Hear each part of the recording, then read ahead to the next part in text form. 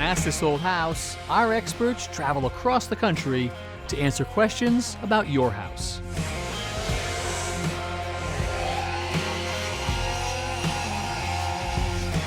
Today, Richard shares the marvel that is modern plumbing. Then he helps a homeowner retrofit radiant floor heating underneath his existing bathroom floor. Plus, Nathan tells us everything we need to know about maintaining and updating cable railing systems. And Jenn walks us through the new changes to the USDA Hardiness Zone map. Next on Ask This Old House.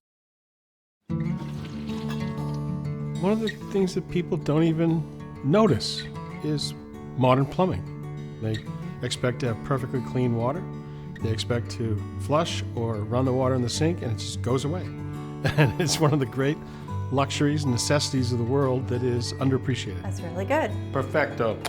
Life is just really awful if you can't trust that you're not going to get sick from that. The simplest little bug can contaminate the population, and it's much more important than people ever think about in their day-to-day life. It's much more important. They just sort of think, oh yeah, here, let me just have a glass of water. Nowadays, you can walk into a commercial bathroom and just swipe your hand and it gives you clean water, shut it off. The toilets do the same thing. My great-grandfather would flip around in his grave 3 times to think about that kind of stuff. The term loo is derived from the French for garder l'eau. Garder l'eau is watch out for the water. And so it was that there would be a chamber pot that was used on the 2nd or 3rd floor and was thrown out the window, and they would yell garder l'eau. And garder l'eau was shortened, at least in England, to loo. The way they disposed of it in the castle era was they built a moat. And the moat was filled with the unmentionables. The real need for modern plumbing came when we went from an agri-based society to a city, and they moved to a city, and now there's all those people, and they have to dispose of their waste. Most of the rivers that the cities were developed around were soiled and stuff like that, so it became critical to have a modern sewage treatment plant or some sort of way to get that stuff to safety and then get it treated. So this is the clean water that we're going to be sending out to the Merrimack. Let's see how you did, my friend. So, I'm not sure I'm thirsty, but that looks pretty good. Those fish are going to be happy. Cities could not be developed at all without proper plumbing. Just can't. You could define the modern era of plumbing is really when they industrialized and made pipes. So it would have been, at least in the United States, it was 1890, 1900 is when it really became that you could mass produce piping. The plumber was bringing this new thing that was never thought of before, to bring water in the building, and you could make hot water, and you can make the waste go away. When they delivered water, it was just like, wow. Think about the magic that would have been if you used to have to go to a well and go like this and bring it in and then heat it up on a coal stove in the kitchen. Like, this made this house change, and so that's sort of a fun sort of pride point for me, is that we make houses livable. We make life livable. If you don't have clean water, if you don't have temperature to keep from freezing, it adds to the value of life.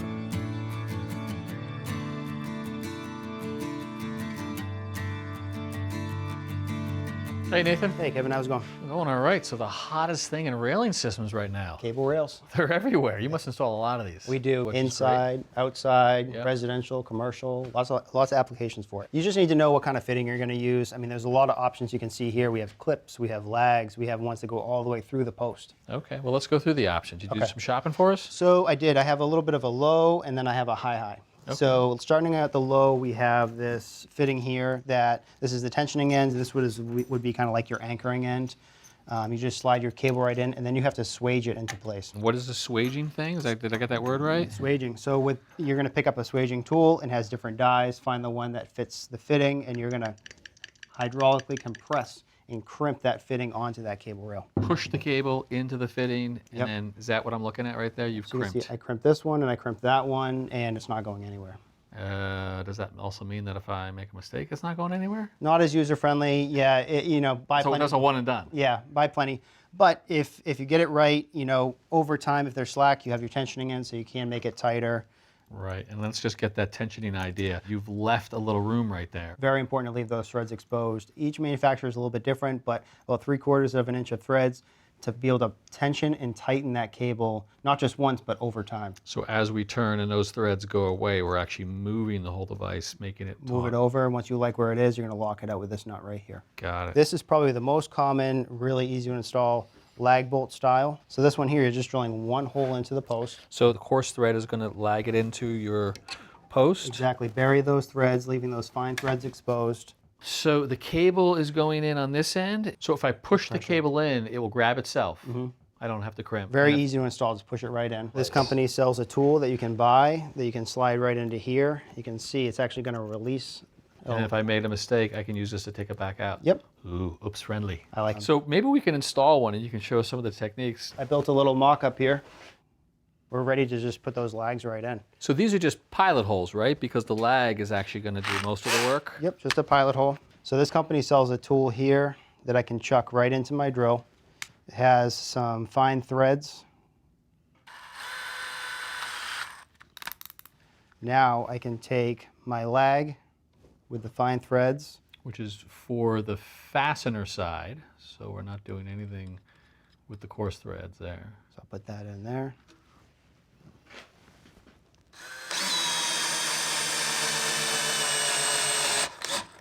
Coarse threads are buried. Look at that. All right.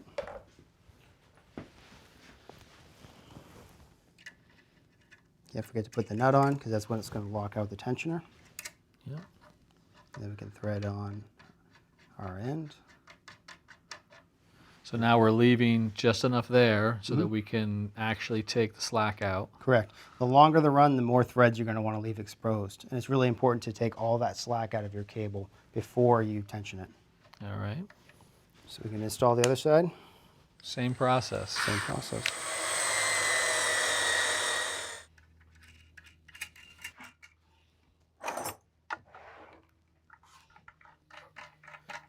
All right, now that we have that on, we can cut ourselves a short little piece of cable.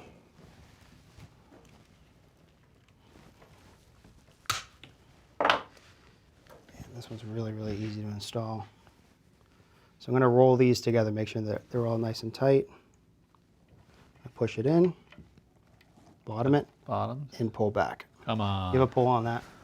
Yeah, look at that. That's not going anywhere, huh? Nice and tight. You can insert it. All right. So we're nice and tight there. We're nice and tight there. But you've got a little bit of slack. A lot of slack, so we're ready to tension. So what I'm going to do is I'm going to lock out this end. All right, good. So now we're going to tension on this end. So what you do is you just first hand tight. Get it hand tight. Then I'm going to, so we're going to add tension.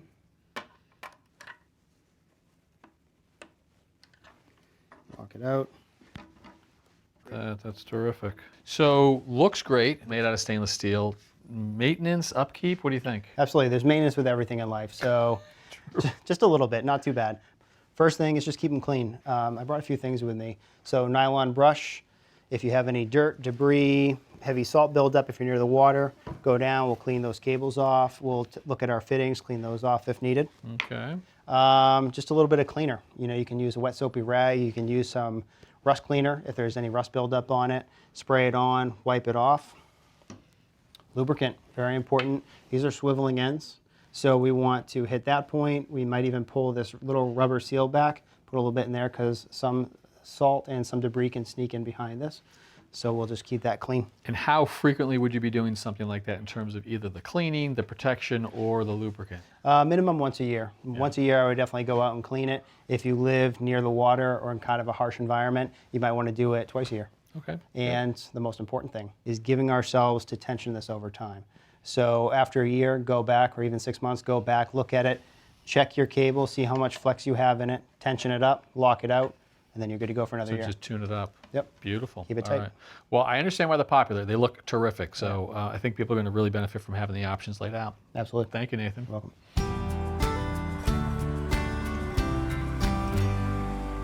All right, Richard, thank you so much for coming by. Glad to be here. It's a great house you got. Thank you. Yeah, I've actually Been in this house nearly my whole life. I bought it from my parents. You get a good deal? Yeah, they gave me a pretty good deal. Good. And All so this actually used to be the boiler room. And so growing up, it was a really loud boiler. It smelled. You could hear it when it was running because it was loud. Yeah, exactly. And so there used to be an oil tank over there, a big boiler here that was doing all the heating hot water as well as the domestic hot water. Tankless old boiler, okay. Exactly. So where did that go? Is that long gone? The boiler at some point started to leak, and so I had to make a decision to replace it. I have solar on my house, and I thought, hey, maybe I could put in heat pumps for most of the heating in the house, and then for my domestic hot water supply, I can use this hybrid hot water heater. And did you do this yourself?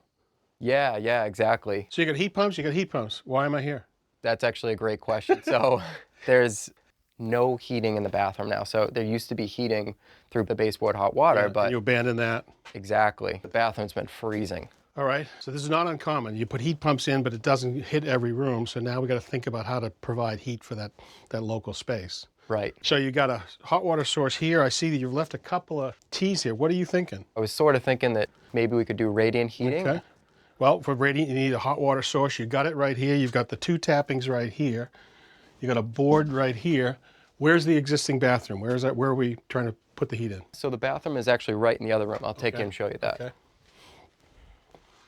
So this is the laundry room here. Finished it all out beautifully. Thank you. Yeah, it's You stay long enough, you get the projects done. been a long time, a lot of work, but And a man cave here. yeah, so well, it used to be the man cave, but Kids' playroom. kids have taken over changed their everything. life. Yeah. All right, so a bathroom is right above us here. Yeah, exactly. It's Okay. So when we think about adding radiant in a retrofit, you got to think about having open access to the joist bays because we'll need to put plates and tubing up under the underside. And this really looks like a perfect candidate. But it is a lot of work. And I know you're not afraid of work. No. Right? Let me run to the supply house and then come back with what we need to get rolling. Perfect. All right, so these are the transfer plates that we're going to use. They're designed 4-inch wide, aluminum, about 4 feet long. And you can see there's 2 different size tubing can be accepted. So we're going to use the smaller size tubing like this. And those will attach to the underside of that subfloor. Okay. Now the tubing will work its way back to our manifold right here. So we got a supply and a return. You can set the flow, you can see the flow, and there's temperature gauges right here. The question is now how do we supply it? This water heater is filled with the hot water that you're going to use, you and your family are going to use to shower and everything else. But what we don't want to do is we don't want to contaminate that water. So in a potable water system, if you have uncirculated sections of potable water, it can be a breeding ground for Legionella bacteria because that water in the radiant will sit all summer long uncirculated. So what I want to think about is to introduce a heat exchanger between the water heater and the radiant system. Now inside this block is this heat exchanger right here. If you look down here, there's a series of stainless steel plates. What happens inside is that in one layer, the pump will be from the water heater and the liquid will go this way from the water heater. On the next layer up, the water will go the opposing way with a different pump. So now what happens on each layer, it's going in different directions, and you are now transferring energy from the water heater into the water for the radiant, but they don't mix, right? Okay. So you completely protect the potable water supply over here while having a protected system over here, okay? Yep. So what's also in here are these 2 pumps, right? One pump is going to send water through the radiant all the time, you know, when you have a demand, but this one will come on as needed to just put the right amount of energy into the radiant. So now, with this control, you can send just the right water temperature out to the heating system. So if it's 68 degrees outside or colder, the water temperature floor goes out there. As it gets colder, the floors get warmer, and you stay 68 all the time. Okay? That's amazing. All right? It's just like having a boiler, except there's no flame in it. We're using the energy from the water heater here. That means that we now have a closed system. And when you have a closed system, just like your old boiler, we have to think about expansion. Anytime you heat water, it needs to expand. Yep. So we'll need to make sure we add an expansion tank right here. Sure. We also have to have a fill valve that'll put the right water pressure to go into the heating system. And finally, and probably most importantly, there's a relief valve right here. So if any of these didn't work, it would relieve to safety. Okay. That is your parts and pieces. All right, ready to get started? Yeah, let's do it. To get started, we'll mount the manifold and the pumps to the wall. so we'll know how long to cut the tubing for the rest of the floor. All right, that should be good. While we're here, we can also connect the pipes between the manifold and the pump block using a solderless press connection. So with this tool, completely closes it onto an O-ring. It's a fabulous connection.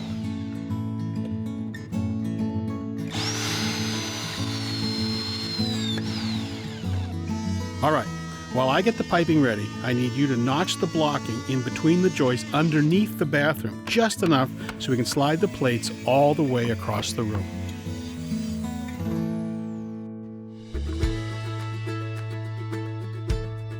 The metal plates increase the surface area being heated from the piping, which will increase the output to the floor above. We'll add 2 rows of plates per joist bay, which will loop up and back.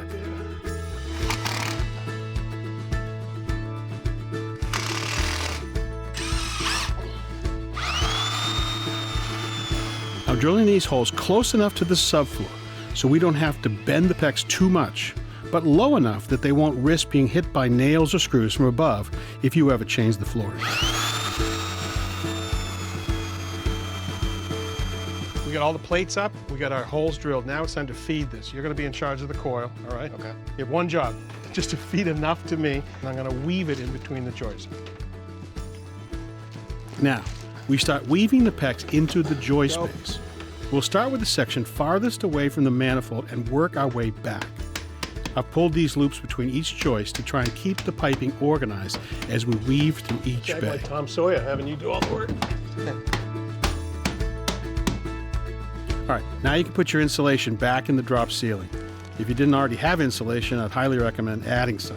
If we're going to work this hard to make heat underneath the bathroom floor, we want to make sure it's going in the right direction.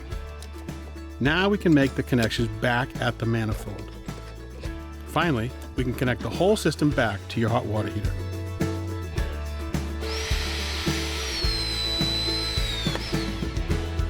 All right, James, we refilled it and there was no leaks, even on your stuff. Not too bad. Let me plug this in. Okay, so that should come on in a second. So just to review what we've done, we've got heated water from the water heater coming here and coming into this side of that heat exchanger. We've added one important quiet thing here, which is a check valve.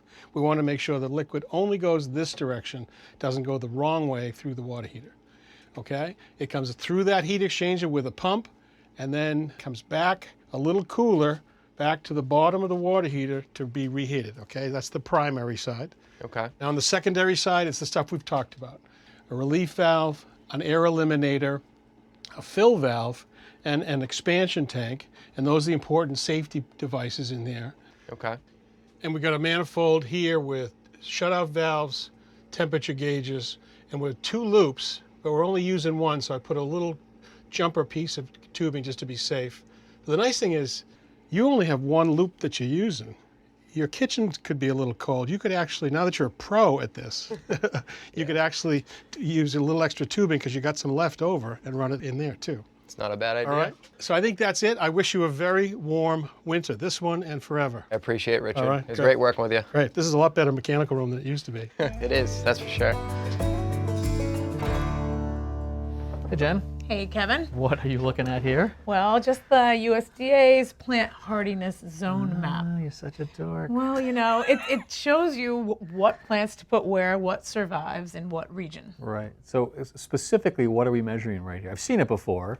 Cold, sort of the warm, top to bottom, but what are you actually measuring? What this map does, right, it measures the coldest temperature calculated on an average over 30 years. So Okay. the last map was from 1991 to 2021. They record the coldest temperature over those 30 years, and then they put it all together and they make an average and they assign you a zone on the map. And the reasons we care just about the coldest? Just about the cold. Why? So this plant, right, say for instance this boxwood, like this hardiness zone is -30. What did you see on the map? What's -30 degrees Fahrenheit? Negative 30 degrees says that's zone 4A. Negative 30 to negative 25. Wow, that's a hardy plant. Yeah, so, you know, this will survive in those temperatures, especially with snow cover and you have, you know, extra moisture and stuff in there. So this is about survivability. This is the tool that Survivability. you will use to say, put the right plant in the right place, and it'll hopefully come back next year. Exactly. When I'm looking at my nursery catalog and I'm doing a design, I pick, it used to be just zone 5 plants, right? Because Boston was zone 5 A and B, and then it's kind of changed over time to 6 A and B, and now it's 7 on the coast. Whoa, so is that the headline here? We have changed and it's warmer. Yes. So what are those zones again? We went from what to what? 20 years ago, it was zone 5 A and B. And now? And then it went to 6 A and B, and now coast is 7, and in Boston, where I live, is 6B. So that's what happened here. Did that happen across all of the zones in the entire country, or? Not everywhere changed. Over time, as technology has improved, there's newer weather stations. So this last map was based off of 8,000 weather stations across the country, and over the past 10 years, it's increased to 13,400. More data points. More data points, which means more accuracy. What they came up with, only certain areas changed. So you really have to punch in your zip code, go to their website on the USDA, and then it'll bring you right to your neighborhood. So it says Boston is now zone 7A. Yep. Which means that it can the coldest day is going to be somewhere between 0 and 5 degrees Fahrenheit. And if we were to actually take the map and click on Boston, try it. It's going to, oh, there, it brings us to Boston. So you go to the picture, here's the 7A. That is this along the coast, right? So light green is warmer, which makes sense because it's near the water. Right, and then you can see the contrast when it switches to 6B. Right. So when you see this and you think about our backyard that you work in, like, how do you think about it? Well, it's interesting. We might have the opportunity to work with warmer weather plants. So I might sneak something in here and there, you know, especially if there's a little microclimate in someone's yard, you have a south-facing house, and you know the wind's not going to rip through. It's going to be more protected. So I might try. I'm not going to do a whole hedge of something that could die. And should this new data and the new map affect the way I think about the summertime? Like, does it change what I think about with my vegetable garden, or is my lawn okay? Your lawn's okay. Your established plants are okay. All the trees, shrubs, and perennials are the ones that during the wintertime will be affected. Gotcha. So keep on growing all your veggies and stuff. All right. Well, I love more data and an updated map. So that's good information. Thank you. And of course, it begs the big question. What's that? Why does anybody live in northern Maine? That's because the blueberries. It's minus 60. That's pretty brutal. Yeah. All right. Well, that's it for us, but plenty more coming up next time. So until then, I'm Kevin O'Connor. I'm Jenn Nawada. For Ask This Old House.